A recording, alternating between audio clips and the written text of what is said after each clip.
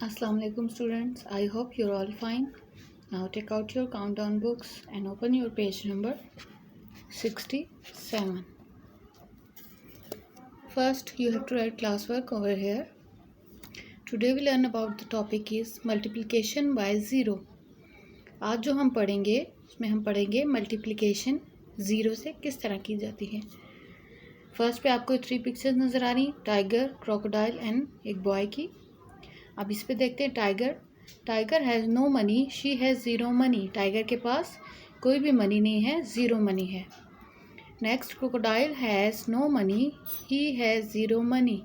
Crocodile के पास भी कोई मनी नहीं है। Adil too has no money, he has zero money. और आदिल के पास भी कोई पैसे नहीं है, ठीक है। यानी इन तीनों के पास ज़ीरो मनी है।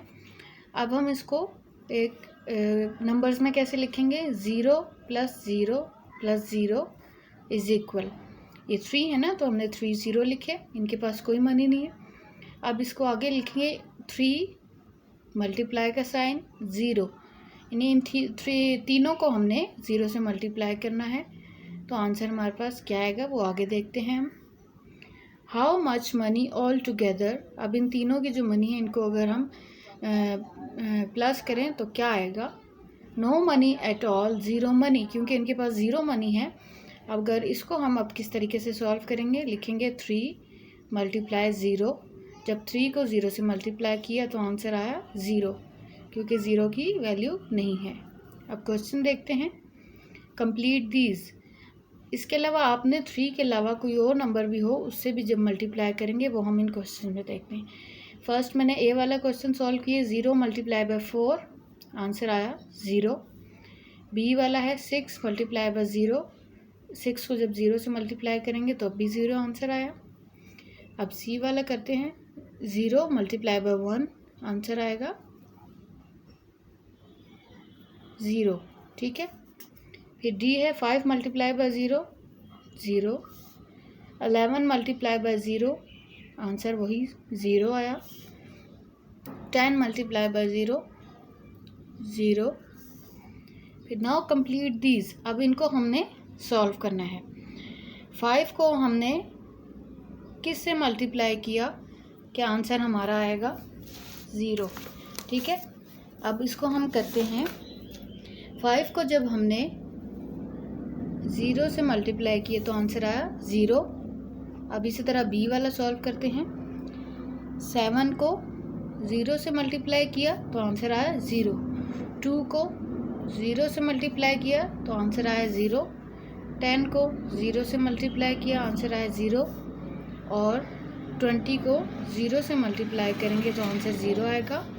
और इसी तरह 15 को ज़ीरो से मल्टीप्लाई करेंगे तो आंसर ज़ीरो आएगा, ठीक है। अब ये देखते हैं एक चीज़ आपने क्या याद रखनी है, remember, zero multiplied by any number is always zero. Zero को किसी नंबर से भी जब हम मल्टीप्लाई करेंगे तो आंसर ज़ीरो ही आएगा। Any number multiplied by zero is always zero.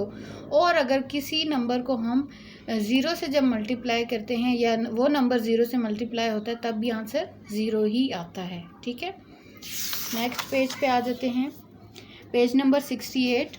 ये आपने पूरा होमवर्क में अपनी बुक पे सॉल्व करना है, पेज नंबर 68 मल्टीप्लिकेशन, ठीक है। ये बहुत इजी है, पहले इनको प्लस करना है, जो आंसर आएगा फिर आगे से इसको मल्टीप्लाई की तरह यहाँ पे करना है, ठीक है। ये आप पूरा सॉल्व करेंगे, ऊपर आपको एग्जांपल नज़र आ रही है किस तरीके से बुक पे। और अब आ जाते हैं पेज नंबर 69। ये पेज नंबर 69 अब हम सॉल्व करते हैं।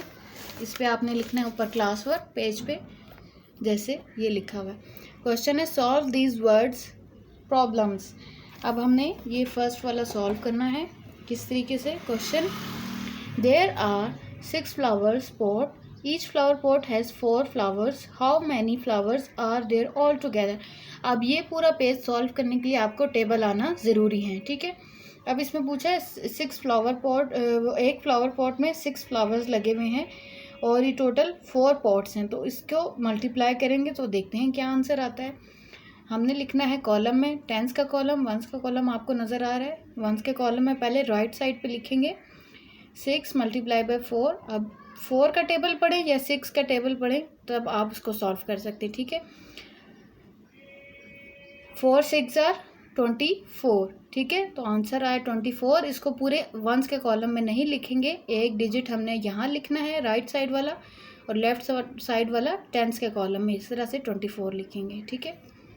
बी क्वेश्चन है, Aslam has 8 balls with 7 gold fishes in each ball. Aslam के पास 8 बॉल्स हैं इस तरह के फिश पॉट, और इसमें 7 फिश है। How many fish are there all together. अब इनको हम सॉल्व करते हैं। इस तरह से मल्टीप्लाई का साइन नज़र आ रहा है, मल्टीप्लाई करेंगे, 7 का टेबल पढ़ेंगे, 7 8 आर 56।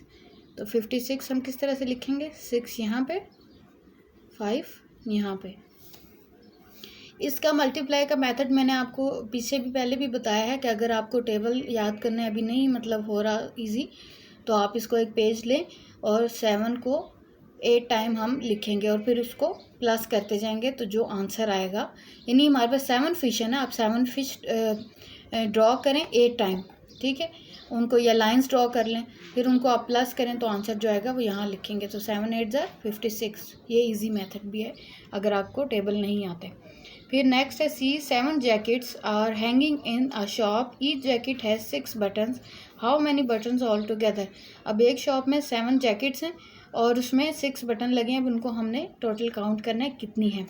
6 का टेबल पढ़ेंगे, 6 7 आर 42, यहाँ पे हम लिखेंगे 2 और 4 हमने यहाँ पे टेंस की लाइन में लिखना है, ठीक है। ये भी आप उसी तरीके से लाइंस लगा के इनको सॉल्व कर सकते हैं अगर आपको इस तरह से नहीं आता। फिर डी है, there are 8 buns in a packet, Rehan has 4 packet, how many buns does he buy. अब ये बंस का एक पैकेट है, इसमें 8 बंस हैं और ये 4 पैकेट रेहान ने लिए हैं। अब इसको टोटल करते हैं कितने, 4 का टेबल पढ़ेंगे, 4 8 आर 32, 2 लिखा, 3 हमने टेंस के कॉलम में लिख दिया, सही। नेक्स्ट है E, 7 leopard are climbing a tree, how many legs all together. अब ये 7 लेपर्ड हैं जो कि क्लाइंब कर रहे हैं ट्री के ऊपर, और उनकी हमने लेग्स काउंट करनी है। एक लेपर्ड की कितनी लेग होती हैं, 4, तो हम यहाँ पे लिखेंगे 7 मल्टीप्लाई बाय 4।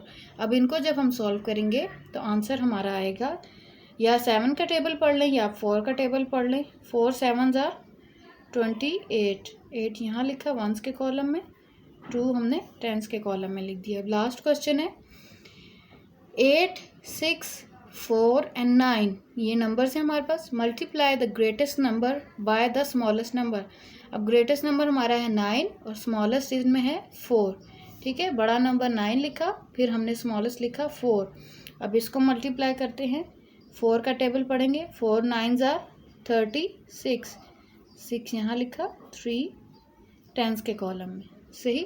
तो ये हमारा पेज नंबर 69 और 67 कंप्लीट होते हैं। आपने सेम इसी तरह इसको करना है और समझना है। Thank you so much.